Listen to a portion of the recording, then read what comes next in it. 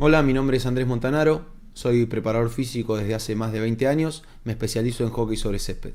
En este video vamos a hablar de las contraindicaciones de la pliometría y las precauciones que debemos tener antes de implementarla en nuestro trabajo, qué opciones hay de hacer una evolución coherente del trabajo de pliometría para llegar a buenos resultados, la importancia de la hidratación en nuestras sesiones de entrenamiento y en los partidos, y el cuidado de la voz, distintas opciones que tenemos para mantenerla sana y que pueda servir para utilizarla en el club. Cuidado con la pliometría, ¿sí? ¿Qué es la pliometría? Bueno, es un tipo de entrenamiento que básicamente se basa en distintos tipos de saltos, multisaltos, saltos de altura, saltos repetidos y demás, que lo que busca es, mediante básicamente resumido, un ciclo de acortamiento, estiramiento muscular, como si fuera un resorte, generar mucha fuerza en muy poco tiempo. Esto es muy utilizado en el entrenamiento, pero también, si no es bien utilizado, puede generar efectos nocivos en los atletas. ¿Qué cosas hay que tener en cuenta antes de empezar a entrenar la pliometría? Primero, una buena técnica de salto. Un atleta que realiza o alguien que entrena haciendo pliometría con una mala técnica de salto puede terminar lesionado.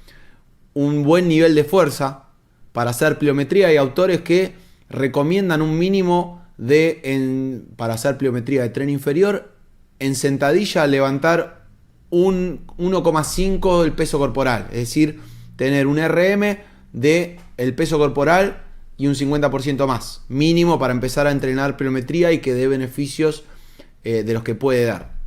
Y después, si no se controla la correcta dosificación del entrenamiento, es decir, la cantidad de saltos, a qué altura, de qué manera, con qué exigencia, una mala dosificación también puede ser tremendamente perjudicial para el deportista, el atleta. Entonces, cuidado con la pliometría, puede ser muy útil si está bien dosificada, bien preparada y bien planificada. ¿Querés saber cuál podría ser una buena planificación de pliometría? En el próximo reel te cuento. ¿Qué pasos hay que seguir para poder llegar a realizar un entrenamiento de pliometría y que dé buenos resultados? Bueno, básicamente y súper resumido, hay un montón de artículos académicos que hablan del tema que yo les voy a dejar en la descripción.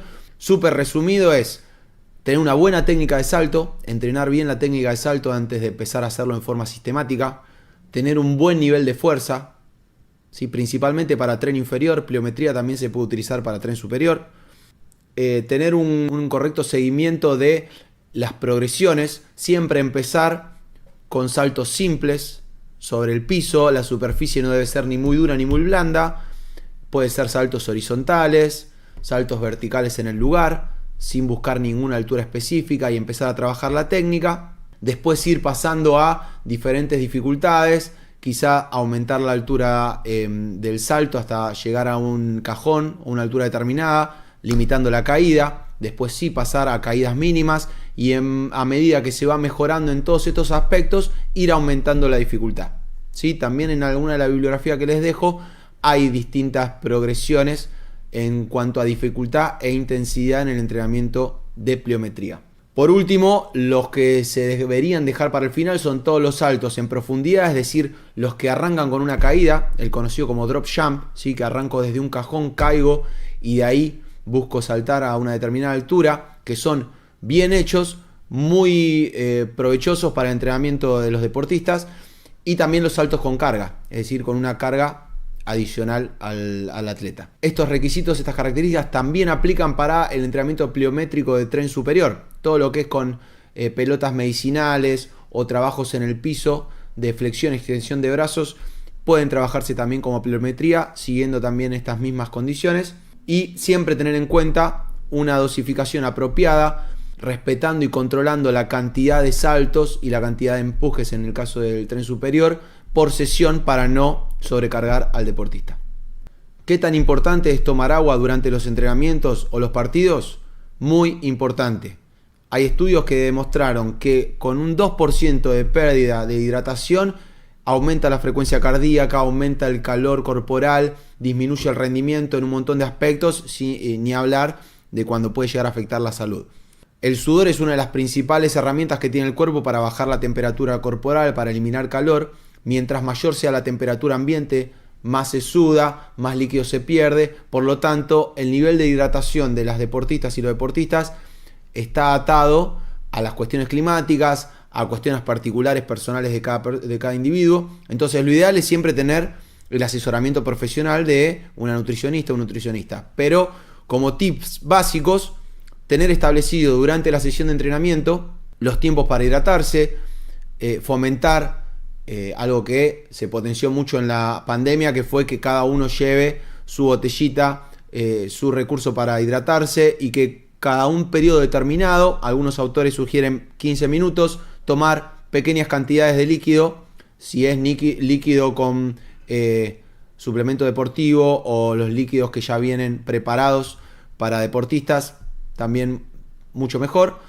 Pero tener establecido dentro de la sesión de entrenamiento los espacios para hidratación, y en los partidos también. Y nunca prohibir a un jugador, especialmente en etapas formativas o infantiles, que se vaya a hidratar cuando nos pide permiso para hacerlo.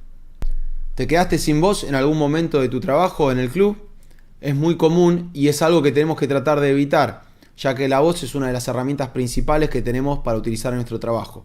Algunas cuestiones básicas y fundamentales que establecen los especialistas para el cuidado de la voz son hidratación constante, acostumbrarnos antes, durante y después de nuestro trabajo a estar hidratados, llevar nuestra botellita o nuestro accesorio para poder ir tomando agua durante todo el transcurso de nuestro trabajo y después también. Otra cuestión fundamental es una correcta respiración al momento de hablar, una buena postura corporal. Tratar de no elevar el tono siempre que sea posible, más de lo necesario. En nuestro ambiente muchas veces es difícil, pero por ahí, si hay una situación ambiental de mucho ruido y tenemos la posibilidad de hacer una pausa y esperar que ese ruido baje para poder hacer nuestras explicaciones, nuestra intervención, mucho mejor, porque de esta manera evitamos forzarla en exceso. También los especialistas recomiendan evitar la ingesta de cafeína, alcohol o mate en momentos de trabajo, porque esto reseca las cuerdas vocales y también es perjudicial. Y existen diferentes técnicas que los profesionales lo definen como entrenamiento de la voz o impostar la voz, o distintas técnicas que nos pueden ayudar a evitar forzarla, como también estar tosiendo o aclarando la voz es contraproducente para el mantenimiento sano de la misma.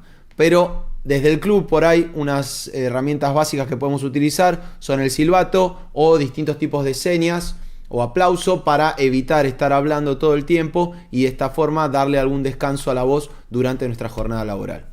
Eso fue todo. Si te gustó el video, dale like, suscríbete para enterarte cuando subimos nuevos videos, y cualquier cosa que tengas para aportar, déjala en comentarios.